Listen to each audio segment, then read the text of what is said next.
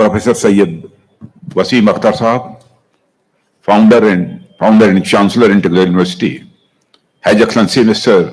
Mustafa Zawara, High Commissioner of the Republic of the Cambodia, Shri Brajesh Ji Pathak, Deputy Chief Minister of Uttar Pradesh, Dr. Syed Nadeem Akhtar, Pro-Chancellor, Integral University, Professor Javed Musarraf, Vice Chancellor, Integral University, Member of the Governing Body, Executive Council, Academic Council, and the Founding Society, the Registrar of the Controller of Examinations, distinguished guests, Member of Faculty and Staff, my dear students and their parents, ladies and gentlemen. My dear friends, I will deliver my speech in Hindi because in Hindi I am more comfortable. मैं इसे अपना सौभाग्य मानता हूं कि integral university के इस दीक्षांत समारोह में यानी कन्वोकेशन में शामिल होने का मुझे अवसर प्राप्त हुआ है। अख्तर साहब मुझसे मिले और उन्होंने कहा कि मैं चाहता हूं कि इंटीग्रल यूनिवर्सिटी का जो कन्वोकेशन है उसमें आप शिरकत करें। हमारी व्यस्तता थी, मैं उसको बराबर टालता रहा और मैंने यह भी उनसे रिक्वेस्ट की कि बेहतर यह होगा किसी और दूसरे को चीफ गेस्ट बना लीजिए, क्योंकि कितने लंबे समय तक आप अपने कन्वोकेशन के इस कार्यक्रम को नहीं टाल सकते हैं। लेकिन मित्रों, अख्तर साहब की थोड़ी जिद थी और उनकी थोड़ी मोहब्बत थी और उन्होंने कहा कि नहीं, मुझे किसी को नहीं बुलाना है इस बार के कन्वोकेशन में। यदि किसी को बुलाना है तो आपको ही बुलाना है और वे आपका इंतजार करेंगे। और मैं तो सचमुच उनको बधाई देना चाहता हूं कि उनकी यह कोशिश कामयाब रही है और मैं आज इस कन्वोकेशन के कार्यक्रम पे यहां पर मौजूद हूं। और जब कभी भी मुझे किसी कॉलेज अथवा स्कूल में स्टूडेंट्स को संबोधित करने का अवसर मिलता है तो मैं निश्चित रूप से उस कार्यक्रम में जाता हूं, चाहे वह दिल्ली यूनिवर्सिटी रही हो अथवा मणिपाल यूनिवर्सिटी रही हो। यहां के कन्वोकेशन में भी सम्मिलित होने का मुझे अवसर मिला है।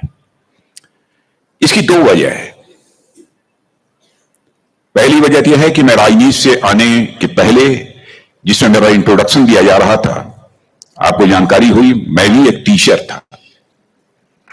भले ही मैं पॉलिटिकल फील्ड में इस समय अपनी जिम्मेदारी निभा रहा हूं, लेकिन आज भी वह टीचर कहीं ना कहीं मेरी जेहन में बना हुआ है, मेरे दिल और दिमाग पर बना हुआ है। राजनीति का जहां तक प्रश्न है, पहले राजनीति में आने का मेरा कोई फैसला नहीं था, कोई इच्छा नहीं थी। संयोगवश मैं राजनीति में आ गया। इसे जो मेरे अंदर का टीचर है, यह हर स्टूडेंट और कॉलेज के बच्चों के साथ जब उनके बीच में मैं होता हूं, उनके साथ जुड़ाव महसूस करता है। और दूसरा कारण यह है कि मैं यह मानता हूं कि जिन बच्चों पर भारत के भविष्य की जिम्मेदारी है, जिनके ऊपर भारत का कद सारी दुनिया में ऊंचा करने की जिम्मेदारी है, जिनके ऊपर भारत को एक सशक्त, प्रभावशाली और एक मजबूत भारत बनाने की जिम्मेदारी है, उनसे यदि डायरेक्ट इंटरेक्शन का भी अवसर मिले, सीधा संवाद करने का अवसर मिले, तो निश्चित रूप से उनसे करना चाहिए। किसी भी छात्र के जीवन में मैं मानता हूं कि आज जो दीक्षांत समारोह हो रहा है, दीक्षांत समारोह का एक बहुत ही महत्वपूर्ण यह अवसर होता है। और यह वह अवसर है जब आप अपने कोर्स की पढ़ाई को समाप्त करके कैंपस के बाहर निकलकर आप एक नई दुनिया में प्रवेश करते हैं। कैंपस में चलने वाले कोर्स की एक निश्चित अवधि होती है, एक निश्चित समय होता है और यहां पर तो आप शिक्षा प्राप्त करते ही हैं, शिक्षित तो होते ही हैं। मैं मानता हूं कि शिक्षा के साथ साथ दीक्षित भी होते हैं, यानी तालीम के साथ साथ आप तहजीब भी सीखते हैं। दोनों चीजें होती हैं। लेकिन आगे आप आपको तहजीब सीखने का कोई अवसर नहीं मिलेगा, ऐसी बात नहीं है। इसे दीक्षांत समारोह इसलिए कहा जाता है क्योंकि स्टूडेंट के रूप में जो भी आपने समय इस यूनिवर्सिटी कैंपस में गुजारा है, उसमें आपने क्या तहजीब हासिल की है, उसका अंतिम दिन वह होता है जिस दिन आप डिग्री हासिल करते हैं। इसलिए दीक्षांत कहते हैं दीक्षा का, यानी संस्कार का, तहजीब का अंत उस यूनिवर्सिटी में। इसे शिक्षांत समारोह नहीं कहते हैं। शिक्षा का सिलसिला तो जिंदगी भर चलता रहेगा, कुछ न कुछ सीखने का, जानने का यह सिलसिला तो जिंदगी भर चलता रहेगा। इसीलिए उसे शिक्षांत समारोह नहीं कहते हैं, बल्कि उसे दीक्षांत समारोह कहते हैं। इसलिए हम सबके ध्यान में भी यह बात होनी चाहिए, आज शिक्षांत समारोह नहीं है, यह दीक्षांत समारोह है। और यह लगातार सीखने की आदत ही किसी व्यक्ति को सफलता की, सक्सेस की राह दिखाती है। और जिसके अंदर सदैव कुछ सीखने का, हुनर हासिल करने की यदि क्यूरियोसिटी नहीं है, तो जिंदगी में सफलता हासिल नहीं कर सकता। यह बात मैं पूरे कॉन्फिडेंस के साथ कह सकता हूं। और मैं बच्चों से कहना चाहता हूं, सक्सेस और अनसक्सेस, सफलता और असफलता दोनों साथ साथ चलती है।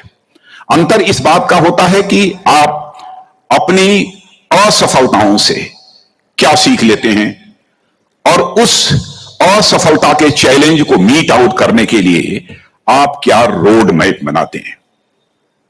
और आप सबने विश्व प्रसिद्ध वर्ल्ड फेम के एक इन्वेंटर थे, उनका नाम सुना होगा, थॉमस एडिसन।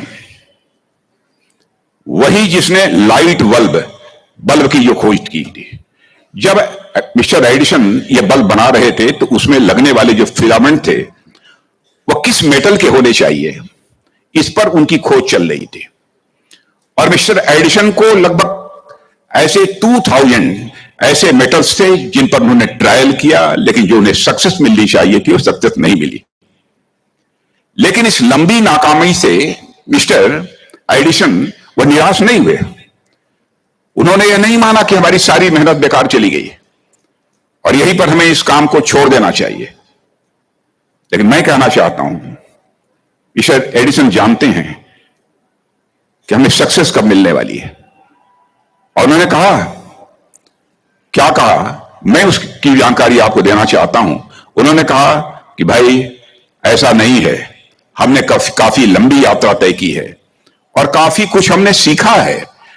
2000 मेटल्स के द्वारा फिलामेंट बनाने की जो हमने कोशिश की है, भले ही हमको पूरी कामयाबी हासिल न हुई हो, लेकिन हमने उससे कुछ सीखा है। अब हम यह जान चुके हैं कि अप्रॉक्सीमेटली ऐसे 2000 मटेरियल्स हैं जिनका इस्तेमाल अच्छे लाइट बल्ब फिलामेंट बनाने में नहीं किया जा सकता। कम से कम इतना हमने जान लिया है, इतना हमने सीख लिया है। जिंदगी के प्रति एक पॉजिटिव एटीट्यूड और किसी भी नाकामयाबी से निराश न होना किसी भी इंसान को आम नहीं खास बना देती है। यह हमारे बच्चों को ध्यान देना चाहिए। और इसी तरह मैं एक उदाहरण और देना चाहता हूं। आप में से बहुत लोगों ने रामानुजम का नाम, जो मैथमेटिशियंस हैं, वो चाहे किसी कौम के हों, रामानुजम का नाम उन्होंने सुना होगा। रामानुजम ने अपनी 32 साल की कुल जिंदगी में 4000 थियरम्स पर रिसर्च की थी और ऐसे वो अबूझ थ्योरम से यह समझने में लोगों को वर्षों लग जाएंगे। और आपको जानकर आश्चर्य होगा कि वे क्लास 12th में 2 बार फेल हुए थे। मिस्टर रामानुजम क्लास 12th में 2 बार फेल हुए थे, मगर उनकी प्रतिभा, क्षमता इतनी बड़ी थी कि जिस स्कूल में वह पढ़ते थे, आज उस स्कूल का नाम ही रामानुजम के नाम पर रखा गया है। इसलिए मैं हमेशा कहता हूं, no success is final and no failure is fatal. यानी कोई भी सफलता यह अंतिम नहीं होती है और कोई भी विफलता आपकी जिंदगी को खत्म नहीं कर सकती है।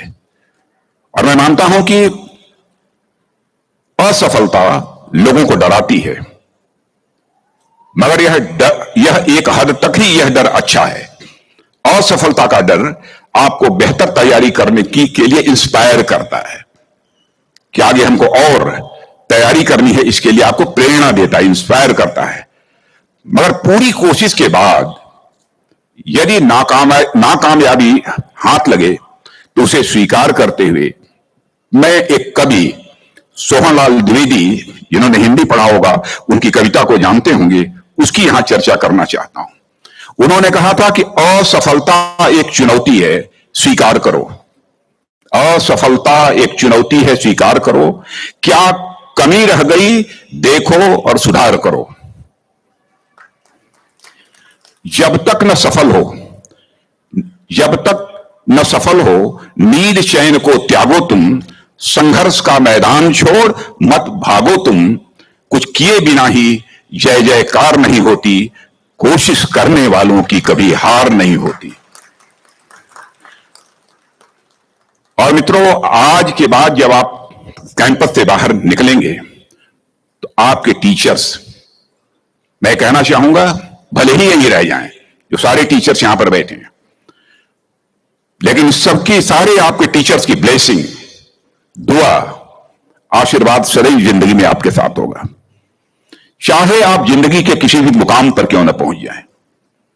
मैं अपनी जिंदगी का एक उदाहरण आपको देना चाहता हूं। मैं गांव में प्राइमरी स्कूल में पढ़ता था। वहां पर पढ़ाने वाले एक पंडित जी थे, एक मौलवी साहब थे। मौलवी साहब पढ़ाते भी थे और फिजिकल ट्रेनिंग जो होती है, फिजिकल एक्सरसाइज, वो भी कराते थे। मुझे याद है कि यदि हमारी एक्सरसाइज ठीक नहीं होती थी तो एक पतली सी छड़ी हुआ करती थी, स्टिक, वह मौलवी साहब कभी कभी हम लोगों के पैरों पर धीरे से मारते थे, प्यार से मारते थे, डराने की कोशिश की, ताकि मैं ठीक तरीके से जो कुछ भी वो पीटी एक्सरसाइज सिखा रहे हैं उसको हम सीख सकें। उसके बाद 38-39 ईयर्स की एज में मैं जब उत्तर प्रदेश का एजुकेशन मिनिस्टर बना तो मैं अपने घर वापस जा रहा था। लंबा गाड़ियों का काफिला था, आप जानते ही हैं, कोई मिनिस्टर बन जाता है तो 1-2-4 गाड़ियां नहीं रहती, सैकड़ों गाड़ियां पीछे लग जाती हैं। जब मैं घर जा रहा था तो हमारे घर जाने वाली जो रोड है उसके बगल में ही, लगभग हमारे घर से, हमारे गांव से लगभग 15-16 किलोमीटर दूर मौलवी साहब का घर था। मौलवी साहब रिटायर कर चुके थे, बुजुर्ग हो गए थे, आंखों से दिखाई नहीं देता था। उनको मालूम हुआ कि जिस बच्चे को प्राइमरी स्कूल में हमने एजुकेशन दी है, आज वो हमारा बच्चा इस प्रदेश का एजुकेशन मिनिस्टर होकर इसी सड़क से गुजरने वाला है। मौलवी साहब आंखें बंद किए हुए, आंखों से दिखाई नहीं देता था, और उनके 2-3 बच्चे उनके बगल में खड़े। जो सज्जन हमारे साथ बैठे थे गाड़ियों में, हमारे काफिले में, उन्होंने कहा कि देखिए, यही मौलवी साहब ने आपको पढ़ाया था, मौलवी साहब का गांव है। मित्रों,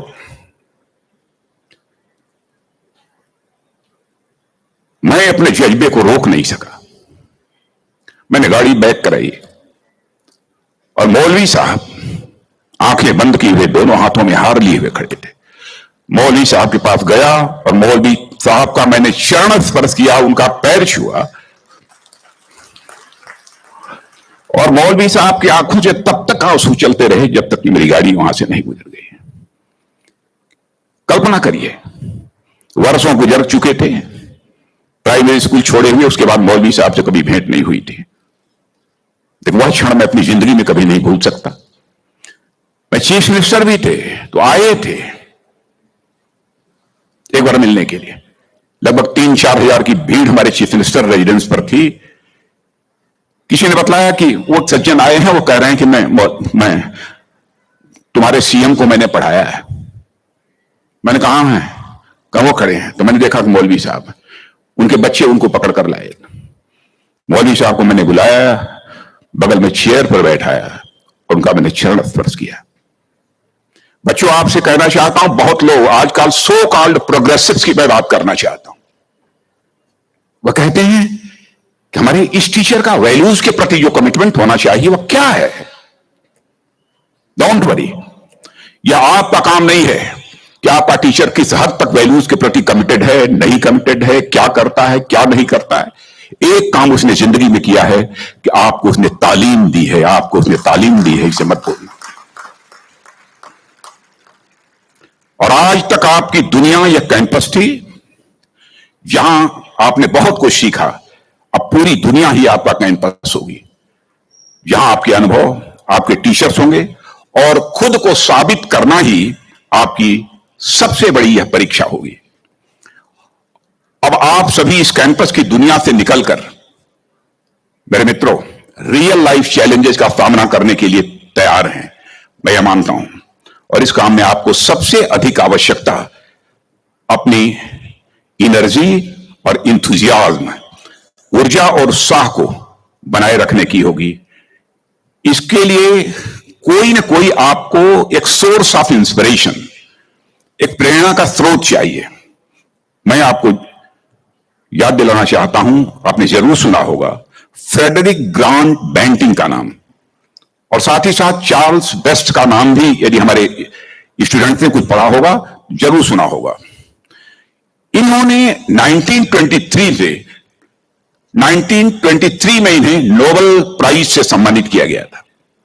नोबेल प्राइज बहुत बड़ा सम्मान होता है, यह आपको बतलाने की कोई जरूरत नहीं है, पर दुनिया उन्हें नोबेल प्राइज के विजेता के रूप में नहीं जानती है, बल्कि आर्टिफिशियल इंसुलिन,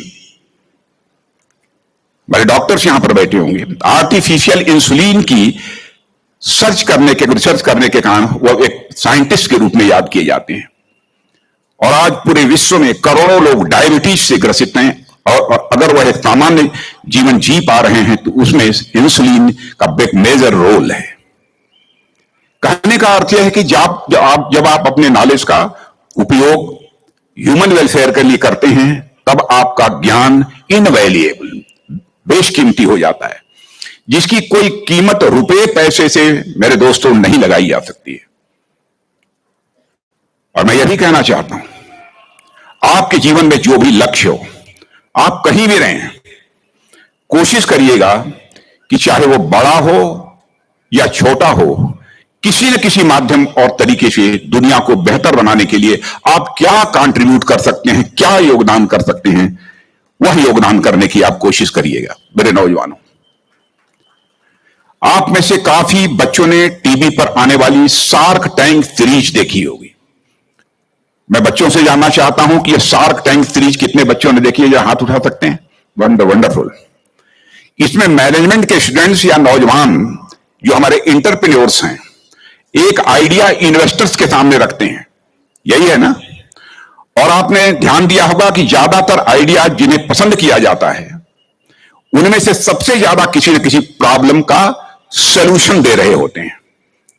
इसलिए मेरे मित्रों, जीवन की समस्याओं का समाधान निकालना, जहां अच्छी जिंदगी जीने का यह एक लक्ष्य होता है, अच्छी जिंदगी जीने का एक एम होता है, वही एक सक्सेसफुल बिजनेस आइडिया भी बन जाता है। और मुझे इस बात की बेहद खुशी है कि हमारे देश का नौजवान पीढ़ी इस दिशा में पूरे तन, मन और धन के साथ काम कर रही है। मुझे खुशी है कि हमारे बच्चे, ऐसे बच्चों को मैंने यूनिवर्सिटीज में देखा है, ऐसी इनोवेटिव आइडियाज उनकी देखी है। मुझे हैरत होती है कि परमात्मा ने इन्हें कितना बड़ा वरदान दे रखा है। और मुझे खुशी है आप सबको बतलाते हुए, जहां पर 2014-15 में स्टार्टअप्स की संख्या भारत में अप्रोक्सीमेटली 500 to 600 थी, आज स्टार्टअप्स की संख्या इन 8 वर्षों के अंदर ही मोर देन 80,000 हो गई, 80,000 से ज्यादा हो गई। अब यह सोचने की बात है, यह कैसे हुआ कि हमारे देश के युवाओं में यह विश्वास जगा कि वे कुछ नया करने का रिस्क ले सकते हैं। इसीलिए मैं अपने बच्चों से कहना चाहता हूं कि जिंदगी में रिस्क लेने से कभी घबराना मत, कदम कभी पीछे मत हटाना। सच्चाई यह है कि हमारे देश के युवाओं की प्रतिभा और क्षमता में कभी कमी नहीं रही है। हाईली टैलेंटेड स्टूडेंट्स हमारे भारत के हैं, मैं कॉन्फिडेंस के साथ कह सकता हूं। दुनिया के बहुत सारे देशों में मुझे जाने का अवसर मिलता है, उनसे इंटरेक्ट करने का भी अवसर मिलता है।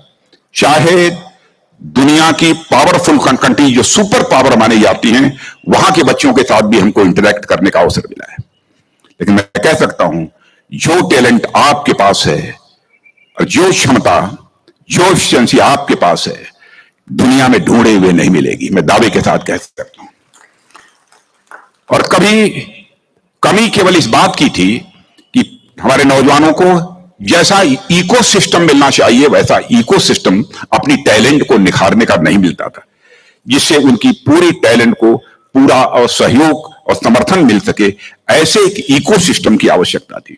मैं कह सकता हूं अब उसमें काफी बदलाव आया है और सबसे बड़ा बदलाव है इस देश में डिजिटल इंफ्रास्ट्रक्चर की मजबूती का। आप भी महसूस करते होंगे, एक समय 2G और 3G टेक्नोलॉजी की चर्चा होती थी, फिर 4G टेक्नोलॉजी आ गई, लेकिन दोस्तों अब 5G आ गई है। और मैं आपको विश्वास दिलाना चाहता हूं कि हमारे प्राइम मिनिस्टर मोदी जी का यह टारगेट है कि हम 5G की फैसिलिटी आगामी कुछ ही वर्षों के अंदर हम हिंदुस्तान के गांव-गांव तक पहुंचा देंगे। आज देश में जो डिजिटल रिवॉल्यूशन आप देख रहे हैं, हमारे देश के युवाओं के लिए केवल इंफॉर्मेशन टेक्नोलॉजी ही नहीं है, बल्कि जीवन के हर क्षेत्र में एक अवसर लेकर यह आई हुई है। आप अपने आसपास नजर दौड़ाएंगे तो पाएंगे कि किस तरह के एप्लीकेशन के माध्यम से डिजिटल ट्रांजैक्शन जो होता है, डिजिटल जो लेन देन होती है, किस तरीके से वह बेहद आसान हो गई है। सिर्फ यूपीआई के माध्यम से पिछले दिसंबर की बात कर रहा हूं, जनवरी चल रहा है, पिछले दिसंबर में 7.82 बिलियन ट्रांजैक्शन हुए हैं, जिनकी वैल्यू अप्रॉक्सीमेटली 12.82 लाख करोड़ रुपए की थी, जो कि अब तक का सबसे बड़ा रिकॉर्ड है। और इस डिजिटल रिवॉल्यूशन से अब देश के ग्रामीण इलाके भी जो अछूते रह गए हैं, मैं दावे के साथ कहता हूं भविष्य में वो अछूते नहीं रहेंगे। फिनटेक के अलावा मेडिकल, एजुकेशन, एग्रीकल्चर, इन सब चीजों में भी डिजिटल तौर तरीके शामिल इस्तेमाल किए जा रहे हैं इस समय। और खासतौर पर चिकित्सा के क्षेत्र में डिजिटल टेक्नोलॉजी के इस्तेमाल से मेरे मित्रों, दूर दराज के इलाकों में बैठे हुए लोगों को जिस तरीके से उनका इलाज किया जा रहा है, मेडिकल फैसिलिटीज प्रोवाइड की जा रही है, उससे आप सभी अच्छी तरह परिचित हैं। टेलीमेडिसिन से कैसे लोग लाभान्वित हो रहे हैं, इसकी भी जानकारी आप सबको होगी। और मैं मानता हूं कि जो अवसर आज नौजवानों के सामने है, उनका उन्हें भरपूर फायदा उठाना चाहिए। और मित्रों, नौजवानों की बात मैं कर रहा हूं, लेकिन मैं यहां पर नवयुवतियों की, मैं अपनी गर्ल्स स्टूडेंट्स की भी मैं बात करना चाहता हूं। आज की गर्ल्स भी किसी बॉय से, किसी लड़के से कम नहीं है, पीछे नहीं है। एक समय था जब लड़कियां केवल कुछ सर्विस सेक्टर्स में ही दिखाई देती थी। उदाहरण के लिए एजुकेशन और मेडिकल के क्षेत्र में महिलाओं की भागीदारी काफी लंबे समय से रही है, मैं जानता हूं, मगर आज जीवन का शायद ही ऐसा कोई क्षेत्र हो जहां महिलाओं की भागीदारी न हो। एक समय था आर्मी में, सेनाओं में और हमारे पुलिस फोर्सेज में महिलाएं लगभग 9 के बराबर होती थी। और विशेष रूप से सेनाओं में कई ऐसे विंग्स थे जहां महिलाओं के लिए दरवाजे तो पूरी तरह से बंद थे। और आपको जानकर खुशी होगी कि आज महिलाएं वारशिप्स पर भी तैनात हो रही हैं, युद्धपोत वारशिप्स। और सबसे भारत का मजबूत वारशिप जिसकी लॉन्चिंग आज के 15-20 दिन पहले मैंने की है, उस पर जब अपने महिला वुमेन ऑफिसर्स को तैनात हमने देखा और उनका जज्बा, उनका करिश्मा जो हमने देखा, मैं तो हैरत में था। आज दुनिया के सबसे ऊंचे बैटलफील्ड सियाचिन में भी महिलाएं तैनात हैं। सबसे ठंड जगह कुमार पोस्ट, डिफेंस मिनिस्टर बनने के दूसरे तीसरे दिन में अपने आर्मी चीफ को कहा कि मैं जाना चाहूंगा, मेरे वहां जाने की तैयारी करिए। मैं वहां गया, मेरा हेलीकॉप्टर वहां रुक नहीं सकता था। पायलट ने मुझे बताया कि साहब हमको रोटर चलाते रहना होगा और हम यहां रुक कर रोटर नहीं चला सकते। जब तक आप इस कुमार पोस्ट पर रहेंगे तब तक हम बराबर ऊपर उड़ते रहेंगे, यहां करेंगे तो इसकी फ्यूल, इसकी डीजल जम जाएगी। तो मुझे यहां पर उतारना, रोटर चल रहा था, सीधे फिर से फ्लाई कर गए। और आधे घंटे 40 मिनट जब अपने जवानों के साथ वहां पर था, उसके बाद तब वो हेलीकॉप्टर नीचे उतरा और वहां से मैं गया। ऐसे स्थानों पर भी महिलाएं अब अपनी जिम्मेदारी का निर्वाह करा रही हैं, भारत की रक्षा कर रही हैं। भारतीय सेनाओं में हर भारतीय युवा के लिए, चाहे वह किसी भी कास्ट का हो, किसी क्रीड का हो, किसी रिलीजन का हो, देश सेवा करने के लिए अवसर है। पिछले दिनों हमारे इस्लाम धर्म को मानने वाली एक बच्ची सानिया मिर्जा, जिस मिर्जापुर के एक कॉलेज से मैंने पढ़ाई की थी, वहां की सानिया मिर्जा ने फाइटर फ्लाइट कोर्स में दाखिला लिया और अपना कोर्स सफलतापूर्वक समाप्त करने पर वह देश की पहली मुस्लिम फाइटर पायलट बनेगी। जानबूझकर इस बात को मैं इंटीग्रल यूनिवर्सिटी में अपनी लड़कियों के सामने में रख रहा हूं।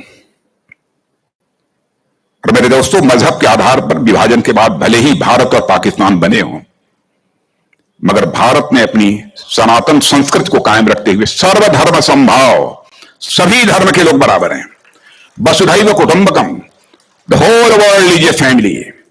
आप कहीं जाना, बहुत सारे लोग आपको ऐसी ऐसी बातें रखेंगे ताकि आपके अंदर कहीं ना कहीं कोई नफरत पैदा हो, कहीं कुछ आप कर गुजरे, कहीं आपके अंदर उत्तेजना एक्साइटमेंट पैदा हो, कुछ आप कर गुजरे। लेकिन याद रखना मेरे बच्चों, ये भारत वह देश है जहां की कल्चर ने सारे विश्व को वसुधैव कुटुंबकम, the whole world is a family, यह मैसेज देने का काम किया है। इस कल्चर को हम कैसे इनरिच करें, कैसे इसे और अधिक मजबूत बनाएं, उसके बारे में हम सबको चिंता करने की जरूरत है। और हमारा भारत ऐसा देश है जहां सदियों से, शताब्दियों से लोग परस्पर प्रेम और सौहार्द के साथ, भाईचारे के साथ रहते आए हैं। और दुनिया के सबसे पुराने चर्चों में से एक सेंट थॉमस चर्च भारत में केरल राज्य में था। दुनिया में एक थी, उसके बाद कहीं पर था दुनिया में, तो केवल भारत में सबसे पुराना चर्च केरल में।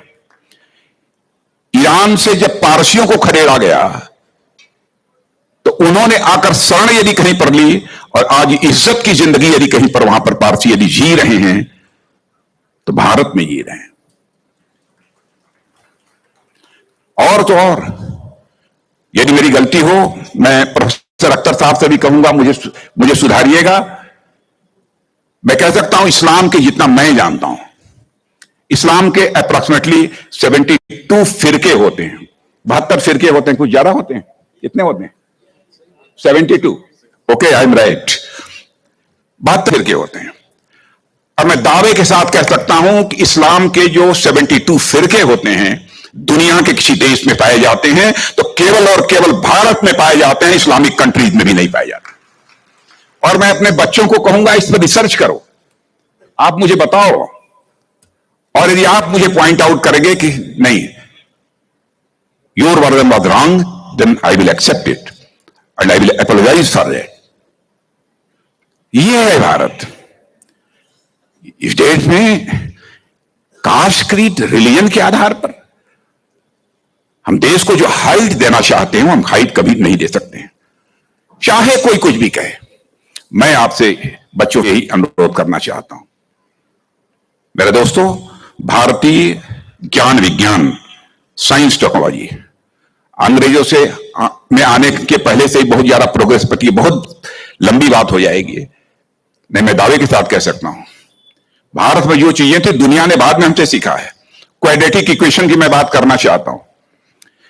Quadratic equation a + b whole square is equal to a square plus b square plus 2ab, यह किसने दिया?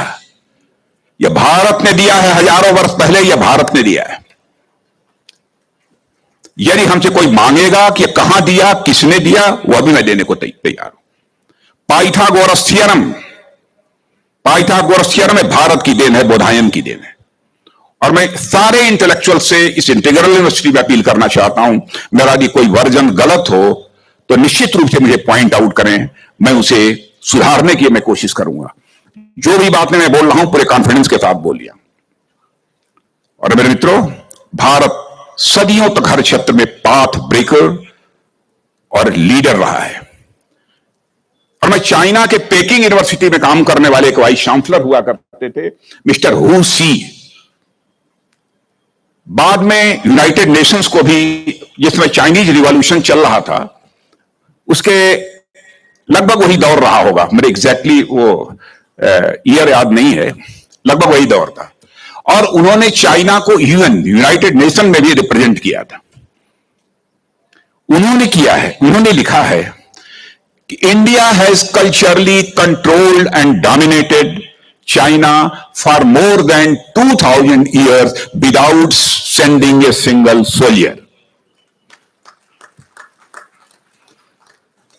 यह मैंने नहीं लिखा है, पेकिंग यूनिवर्सिटी के जो वाइस चांसलर जो चाइना के थे उन्होंने लिखा है।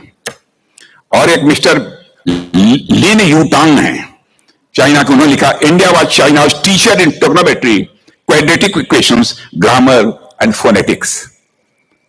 मेरे दोस्तों आप तो स्वीकार करो, किसी भारतीय ने नहीं कहा है, चाइना ने कहा है।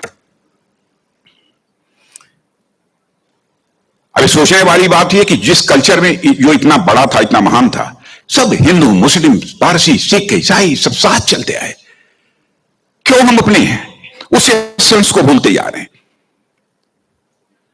अंग्रेजों ने बहुत गड़बड़ किया है मेरे दोस्तों। कोई ये कहेगा कि अंग्रेजों कोई दोष आप क्यों देते हैं? मैं ऐसी मिसालें आपके सामने रख सकता हूं, लेकिन स्पीच बहुत लंबी होगी, इसलिए मैं नहीं आना चाहता। वेस्टर्न एजुकेशन ने हमको बहुत ही डैमेज किया है।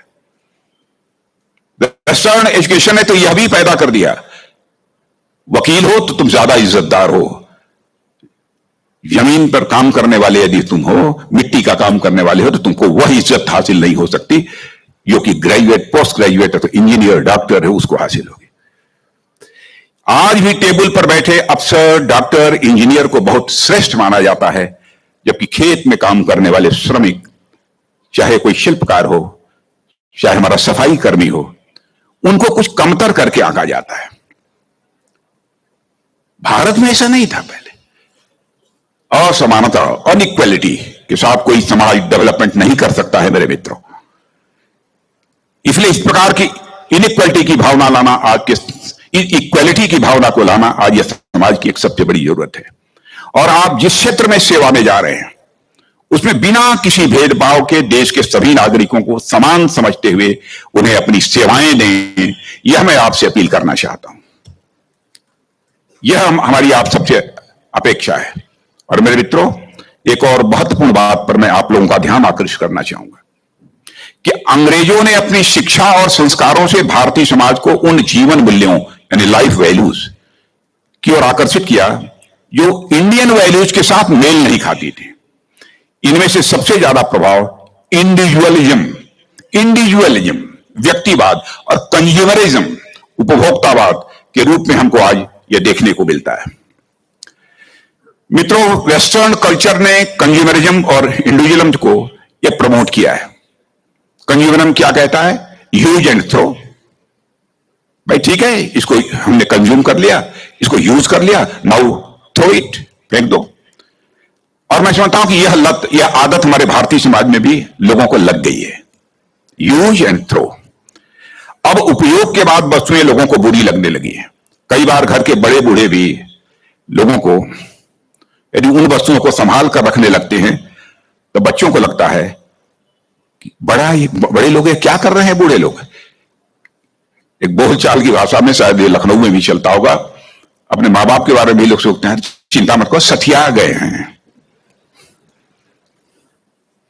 कोई यदि चीज यूज करने के बाद भी उसको संभाल कर रखने की कोशिश करते हैं, यह धारणा अपने माँ बाप के प्रति भी बनती है। और हालात तो तब और खराब हो जाते हैं दोस्तों, जो एक दिन घर के बड़े बूढ़े, घर की वृद्ध, ओल्ड, मां, मदर, फादर, लोगों को घर में ही बुरे लगने लगते हैं। वे भी बच्चों को प्रयोग में लाई गई वस्तुओं की सामान की तरह लगने लगते हैं। इनका जो उपयोग था, इनका जो यूज था, हो चुका। लगे भी क्यों ना, क्योंकि अब उनकी उपयोगिता तो समाप्त हो गई है। वेस्टर्न एजुकेशन ने नौजवानों को यूज एंड थ्रो का संस्कार पहले ही डाल रखा है। उन्हें घर में रखना उस घोड़े और बैल के रखने के समान हो जाता है जो न दौड़ सकता है न वह खेत जोत सकता है। ऐसे में उन्हें घर में रखने का फायदा क्या? वेस्टर्न कल्चर अपनाने के कारण यह बदलाव हुआ है। और हमारे समाज और संस्कृति में पिछले कुछ दशकों में एक बहुत बड़ा परिवर्तन आया। आज बड़ी संख्या में मां बाप को ओल्ड एज होम्स में शरण लेनी पड़ती है।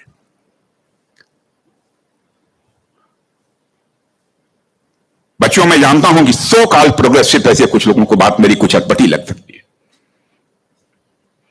जो ओल्ड एज में अपनी मां बाप को ओल्ड एज होम्स में जाने के लिए कंपेल करते हैं, मजबूर करते हैं, बहन भाई, खुदा कभी माफ नहीं करेगा, ऊपर वाला कभी माफ नहीं करेगा। जो मनुष्य अपने माता पिता से जुड़ सकता है वही अल्लाह से, खुदा से और भगवान से जुड़ सकता है। जो अपनी माता पिता से नहीं जुड़ेगा वह क्या खुदा से जुड़ेगा, क्या परमात्मा से जुड़ेगा।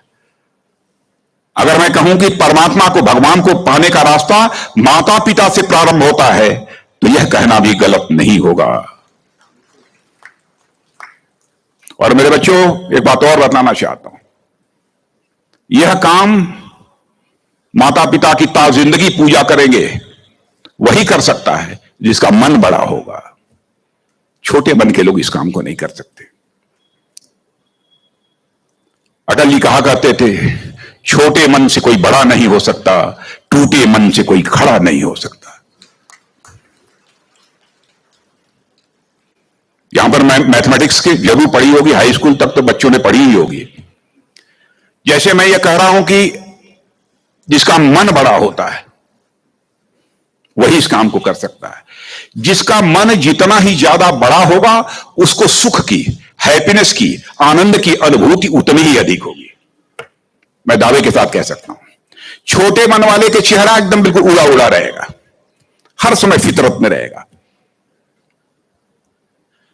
जो इंसान और इंसान के बीच में नफरत पैदा करेगा वो क्या करेगा? वो तो छोटे मन का है। जो बड़े मन का होगा, कहा इस धरती के ऊपर जो भी हैं सब हमारे हैं, चाहे मानव हो अथवा मानव के अलावा भी जानवर भी हैं, सर्प भी हैं। भारत की तो ऐसी कल्चर है कि नाग पंचमी के दिन जिस काले सर्प को काट लेने के बाद मरने की पक्की गारंटी होती है, उसको भी दूध पिलाकर उसके दीर्घजीवी होने की कामना की जाती है। यह है हमारा भारत। इसलिए मैं अपने बच्चों को कहना चाहूंगा, एक मैथमेटिकल इक्वेशन में यह बात आपके सामने रखना चाहता हूं। थोड़ी देर के लिए मान लीजिए कि आपका मन, कल्पना है, थोड़ी देर के लिए मान लीजिए आपका मन एक सर्किल है, एक वृत्त है, और मैं यह कह रहा हूं कि मन जितना बड़ा करते चले जाओगे उसी रेशियो में मैग्नीट्यूड ऑफ सुख, मैग्नीट्यूड ऑफ आनंद बढ़ता चला जाएगा। तो इसको यूं कह सकते हैं, सर्कमफरेंस ऑफ मन is directly proportional to the magnitude of सुख। सर्कमफरेंस ऑफ मन is directly proportional to the magnitude of आनंद। सर्कमफरेंस ऑफ मन is directly proportional to the magnitude of परमानंद, यानी परमात्मा की प्राप्ति होगी, भगवान की प्राप्ति होगी, अल्लाह की प्राप्ति होगी, खुदा की प्राप्ति होगी। बड़े मन से मेरे बच्चों जिंदगी में काम करना। जो बड़ा, जिसका मन बड़ा होगा, सचमुच वही स्पिरिचुअल है। और आज भारत अपनी लीडरशिप और अपने टैलेंट के लिए सारी दुनिया में जाना जा रहा है। आपने नाम सुना होगा, बड़ी बड़ी कंपनियों के CEO, Google, Microsoft, Adobe, IBM, पालो, अल्टो नेटवर्क, मास्टर कार्ड, न जाने कितनी कंपनियों की लीडरशिप इस समय भारत के रहने वाले लोगों के हाथ में है। इतना ही नहीं, ब्रिटेन समेत कई देशों के प्रधानमंत्री, राष्ट्रपति भी इंडियन ओरिजिन के हैं मेरे दोस्तों। ये है भारत। यदि यह सब कुछ संभव है तो साथियों, बस आपको अपनी क्षमताओं को, आपको अपनी कैपेसिटी को, आपके अपनी कैलिबर को समझना और उन पर विश्वास करना होगा। सेंस ऑफ इंफीरियरिटी कभी भी देश के अंदर मत पैदा होने दें। दावे की, यह बिल्कुल विश्वास होना चाहिए, कॉन्फिडेंस होना चाहिए। हमारा देश कितनी तेजी के साथ आगे बढ़ रहा है। भारत दुनिया में गरीब देश के रूप में जाना जाता था। आज के 10 साल पहले हम दुनिया की टॉप 10 इकोनॉमीज में आते थे, इकोनॉमी की साइज के मामले में। आज 8 वर्षों में ही वह करिश्मा हो गया इस देश में।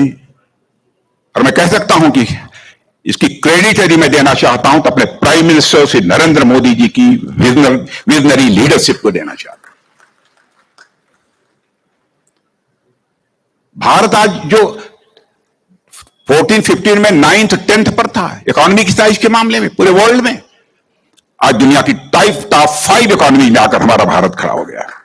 और मॉर्गन स्टैनले ने एक आर्टिकल लिखी है, उसमें लिखा है उन्होंने, इस पॉसिबिलिटी को रूल आउट नहीं किया जा सकता है कि 2027 आते आते भारत दुनिया की टॉप 3 इकोनॉमी में आकर खड़ा हो जाए।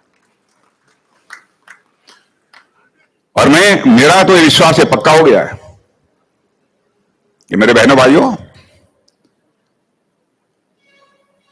शायद 2047 यानी आजादी के 100 ईयर्स पूरा होते होते भारत दुनिया की टॉप मोस्ट इकोनॉमी बनकर इमर्ज कर जाए, देश की सबसे बड़ी अर्थव्यवस्था बनकर इमर्ज कर जाए। क्या करिश्मा है! भारत का कद सारी दुनिया के लोगों की नजरों में बढ़ा है। पहले भी मैं विदेशों में जाता रहा हूं, 20 साल पहले भी, आज भी जाता हूं।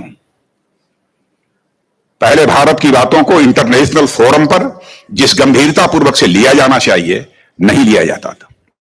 लेकिन आज इंटरनेशनल फोरम पर भारत कुछ बोलता है, लोग कान खोलकर सुनते हैं कि भारत बोल क्या रहा है। यह भारत की हैसियत बढ़ी है।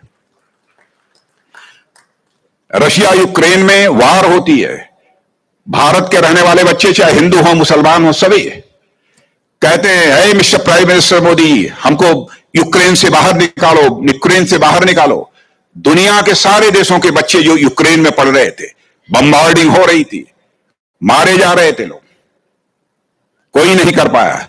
हमारे प्राइम मिनिस्टर ने जरूरत पड़ी तो यूक्रेन के प्रेसिडेंट मिस्टर जेलेंस्की से बात की, रशिया के प्रेसिडेंट मिस्टर पुतिन से बात की और अमेरिका के प्रेसिडेंट मिस्टर बाइडेन से बात की। 4.5 घंटे के लिए युद्ध रुक गया और सारे भारतवासी बच्चे भारत आ गए। यह है हमारा भारत।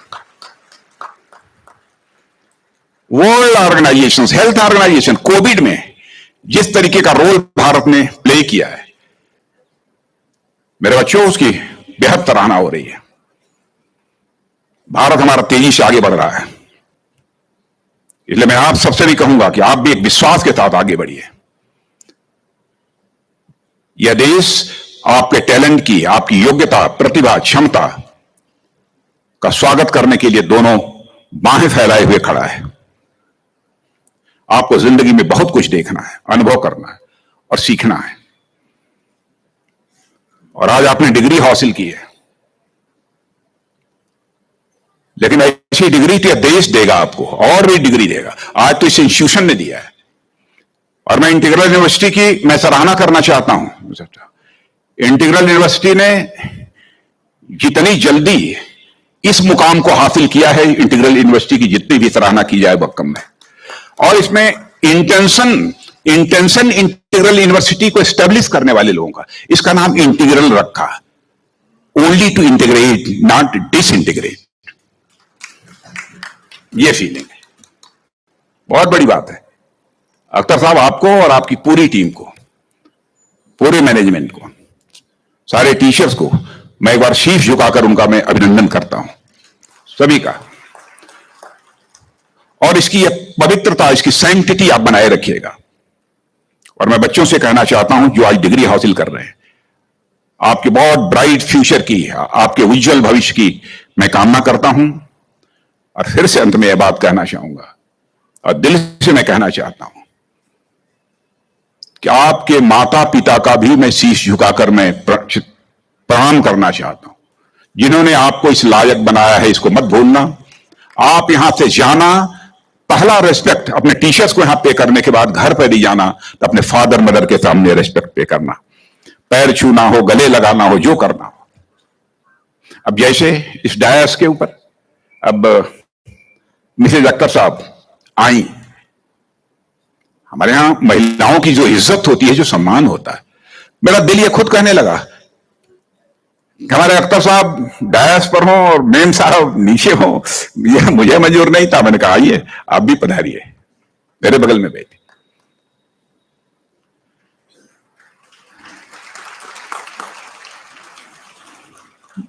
मेरे बच्चों, आज के अवसर पर इससे ज्यादा कुछ न कहते हुए मैं पुनः एक बार इंटीग्रल यूनिवर्सिटी के उज्जवल भविष्य की, ब्राइट फ्यूचर की मैं कामना करता हूं और यहीं पर अपने बच्चों के भी उज्जवल भविष्य की कामना करता हूं। और ऊपर वाले से यह भी प्रार्थना करता हूं कि आपके अंदर वह कैलिबर, आपके अंदर कैपेसिटी, आपके अंदर वह एबिलिटी ये परमात्मा दे, ताकि भारत को फिर से एक बार आप विश्व गुरु के पद पर बैठा सकें, उस पर आसीन कर सकें। इन्हीं शब्दों के साथ आप सबको बहुत बहुत धन्यवाद।